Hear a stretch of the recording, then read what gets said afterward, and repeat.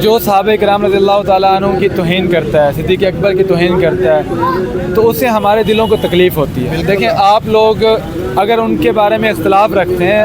اب دیکھیں نا، اختلاف رکھنا کوئی بری بات نہیں ہے، آپ اختلاف کریں لیکن ان کی بے ادبی نہ کریں، تو اسے آپ لوگ کریں گے، پھر کچھ لوگ اور پیدا ہو جائیں گے جو آپ کے لوگوں کو برا بھلا کہیں گے، تو اس سے تفرقہ پھیلے گا۔ اس سے تفرقہ بھی پھیلے گا۔ اور مین پوائنٹ آف ویو دیکھا جائے نا کہ نبی پاک صلی اللہ علیہ وسلم نے جب صحابہ کرام کو حکم دیا کہ آپ کیا لا سکتے ہو،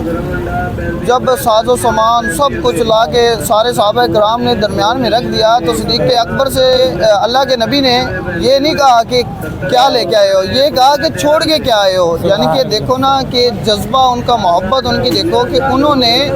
رکھا ہی نہیں کچھ، انہوں نے سب کچھ لا کے نبی پاک صلی اللہ علیہ وسلم کی خدمت میں حاضر کر دیا کہ سرکار یہ ہمارے پاس ہے، جو یعنی کہ دیکھو